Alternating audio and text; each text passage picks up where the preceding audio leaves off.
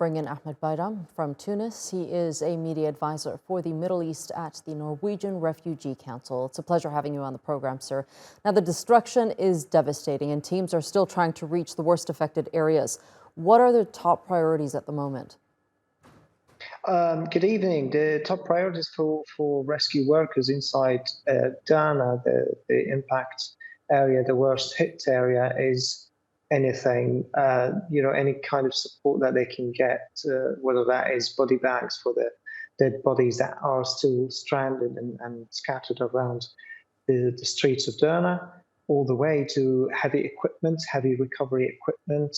They are still pulling bodies out from under the rubble, from under the destruction.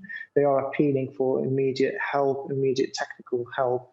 While we're not part of that rescue operation, we are calling for these teams, for these heroes on the ground, working around the clock to retrieve bodies and people alive, to get all the support that they can. Obviously, other issues that we are concerned with is lack of food and lack of fresh drinking water. This is becoming a real issue, particularly that Derna's now closed almost from all around. There's only one or two ways in, and that is through the Far East.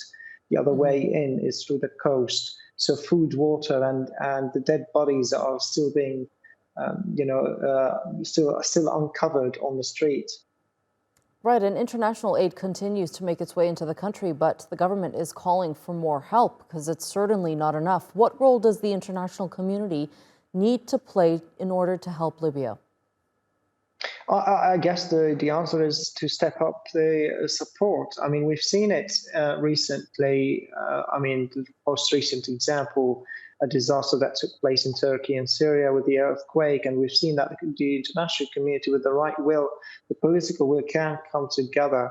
In Libya, it's slightly different because Libya has only received a trickle of funding over the years. This year alone, the response, the humanitarian response, is 75% uncovered and unmet. This is extra burden on the people.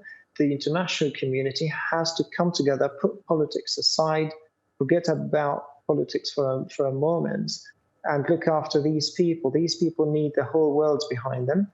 Our teams on the ground ready to mobilize, ready to offer support. We just don't have enough resources, and so is the case for many other organizations. Funding is vital at the moment.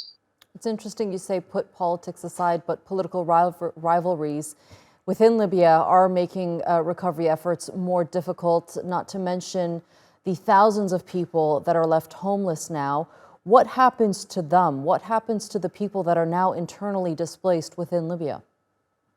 That is the question that we need to find an answer to. Benghazi in the center east of the country has been receiving a large number of displaced people over the years. We might see the same movement again, the wave of displacement, particularly that people are left with no homes and no prospect of going back home. Children have lost their schools, have lost their education. We might see a wave of displacement. We're talking about tens of thousands. I think the last number I've seen is closer to 40,000 people who probably have already been made homeless. This means that these people will need somewhere to stay, probably away from this impact area, because this area is not going to offer them basics of life. These people have to receive shelter support, and we are on the ground ready to offer that shelter support. But of course, the numbers are huge and beyond our capacity, beyond Libya's capacity. This is why we need shelter support, and we need funding for that particular need, because people are at threat of being left homeless. All right, Ahmed Bayram, thank you for being with us here on the News Hour and sharing that insight with us. We appreciate it. Thank you.